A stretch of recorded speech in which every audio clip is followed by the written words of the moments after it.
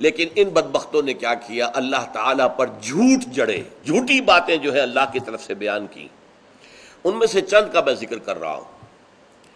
سب سے پہلا انہوں نے جھوٹ جڑا اللہ پر، نحن ابناء اللہ واحباؤہ، ہم تو اللہ کے بیٹوں کے مانند ہیں، بلکہ اس کے بہت ہی چہیتے اور لاڈلے ہیں۔ قرآن نے جواب دیا فَلِمَ يُعَذِّبُكُم بِذُنُوبِكُم بَلْ أَنتُم بَشَرٌ مِّمَّنْ خَلَقَ، ایسے لاڈلے اور چہیتے ہو تو تمہیں اللہ تعالیٰ تمہارے گناہوں کی پاداش میں سزا کیوں دیتا رہا ہے؟ تمہاری اسرائیل کی سلطنت اشوریوں کے ہاتھوں کیوں ختم کرائی تھی 700 قبل مسیح میں؟ تمہاری یہودا کی مملکت جو تھی وہ کیوں 587 کے اندر نبوکدنضر کے ہاتھوں برباد ہوئی تھی؟ اور سلیمان کا بنایا ہوا معبد جو ہے وہ مسمار ہوا تھا۔ پھر تمہیں کیوں اللہ تعالیٰ نے یونانیوں کے پاؤں تلے روندا، پھر کیوں رومیوں کے پاؤں تلے روندا؟ اور رومن ٹائٹس وہ تھا کہ جس نے سن 70 میں پھر تمہارا وہ ہیکل سلیمانی دوبارہ جو تم نے بنایا تھا اسے بھی گرایا، اور 1,33,000 ایک دن میں قتل کیا اور تمہیں وہاں سے نکال باہر کیا، ڈائسپورا شروع ہو گیا۔ تو ایسے لاڈلے اگر تم ہو اللہ کے تو تمہیں یہ عذاب کیوں دیتا رہا ہے؟ قالوا نحن ابناء اللہ واحباؤہ قل فلم يعذبكم بذنوبكم بل انتم بشر ممن خلق۔ دوسرا جھوٹ کیا گڑھا؟ لن تمسنا النار الا ایاما معدودات یا معدودہ، دو جگہ یہ آیت آئی ہے، ایک جگہ معدودہ ایک جگہ معدودات۔ ہمیں تو آگ چھو ہی نہیں سکتی مگر گنتی کے چند دن کے لیے صرف ڈالیں گے، اگر جہنم میں ڈالا بھی تو بالفرض فوراً نکال لیں گے۔ جواب اس کا کیا دیا گیا؟ قل اتخذتم عند اللہ عہدا فلن یخلف اللہ عہدہ، اے نبی ان سے پوچھئے تم نے کوئی اللہ سے عہد لے لیا ہے؟ اس بات کا کوئی ہے ثبوت تمہارے پاس؟ لاؤ تورات لاؤ، کہاں لکھا ہوا ہے دکھاؤ۔ اللہ تعالیٰ اپنے عہد کی خلاف ورزی نہیں کرے گا، وہ عہد کہاں ہے؟ تیسرا بہت بڑا جھوٹ گھڑا انہوں نے، حضور پر ایمان نہ لانے کی دلیل دی۔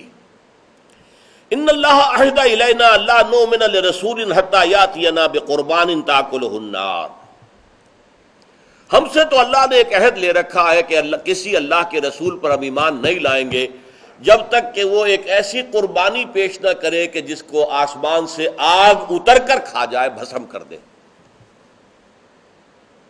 اللہ تعالیٰ نے تو ایسا کوئی وعدہ نہیں کیا، کوئی معاہدہ نہیں کیا۔ اور آخری بات، لیس علینا فی الامیین سبیل، امیین کے بارے میں ہم کسی اخلاقی ضابطے کے پابند نہیں ہیں، ہمیں کوئی ملامت نہیں ہو سکتی۔ اور امیین سے مراد ایک تو عام طور پر ہم سمجھتے ہیں کہ حضور امی تھے، هو الذی بعث فی الامیین رسولا منہم، تو ان لیٹرڈ ون، وہ کہ جس نے دنیاوی اعتبار سے تعلیم حاصل نہ کی ہو، الف با تا سا سے شروع کر کے، وہ امی ہے۔ اور وہ قوم امی اس لیے کہلاتی تھی وہاں لکھنے پڑھنے کا رواج تھا ہی نہیں، گنتی کے چند لوگ تھے۔ لیکن یہ کہ یہود کی اصطلاح میں امی اصل میں کہتے ہیں اس کو کہ جس کے پاس کوئی کتاب نہیں ہے، شریعت نہیں ہے، یہ صاحب کتاب تھے۔ لہذا یہ تمام انسانوں کو جینٹائلز کہتے تھے، گوئمز کہتے تھے کہ یہ انسان نہیں ہے، انسان نما حیوان ہے۔ ان کو نوچنا، کھسوٹنا، انہیں دھوکہ دینا، ان کا خون چوسنا، ان سے وعدہ خلافی کرنا، ان سے جھوٹ بولنا، ان کو قتل کرنا ہمارے لیے جائز ہے، ہم پر کوئی مواخذہ نہیں ہوگا۔ یہ ان کا عقیدہ تھا اور آج تک ہے، تالمود میں صراحت کے ساتھ لکھا ہوا ہے۔ یہی وجہ نوٹ کیجئے، سود حرام ہے شریعت موسوی میں، اور یہودی ایک دوسرے سے سود نہیں لیتے، نہ لیتے ہیں نہ دیتے ہیں۔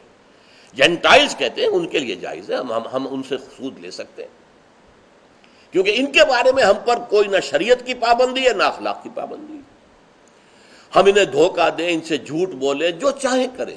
لیس علینا فی الامیین سبیل، ہم پر تو ان امیین کے بارے میں تو کوئی ملامت کا راستہ، کوئی ہمارے اوپر کوئی الزام آئے ہے ہی نہیں، اس کا کوئی سوال ہی پیدا نہیں ہوتا، ہم جو چاہیں کریں ان کے ساتھ۔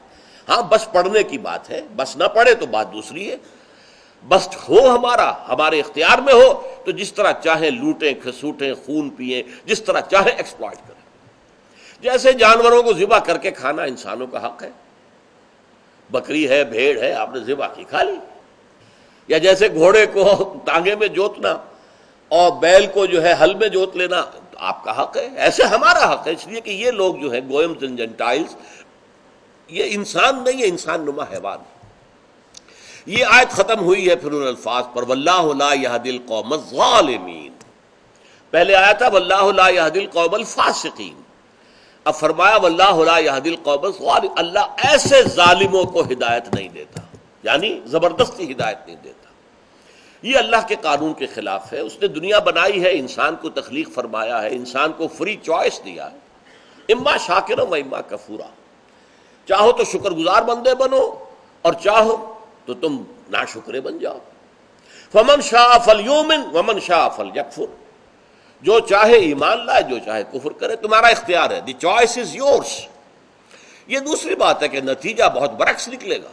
اہل ایمان کو آخرت میں جو بھی روح و ریحان و جنت و نعیم کے جو ہے وہ اللہ تعالیٰ کی طرف سے جزا ہوگی، اور ان کے لیے پانی بھی ہوگا تو کھولتا ہوا اور آگ ہوگی جہنم کی بھڑکتی ہوئی، لیکن چوائس تمہارا ہے۔ تو اللہ کو غلط راستے پر چلنا چاہتا ہو تو زبردستی اسے ہدایت نہیں دیتا۔ واللہ لا یہدی القوم الفاسقین واللہ لا یہدی القوم الظالمین، یہاں پر ایک لفظ اضافہ کر کے بات پوری ہوتی ہے۔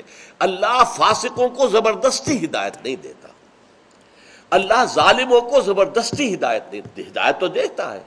کوئی شخص فاسق و فاجر تھا، اس کے بعد اس کے دل میں ایمان اتر آیا، لہذا اس کی ہدایت ہو گئی۔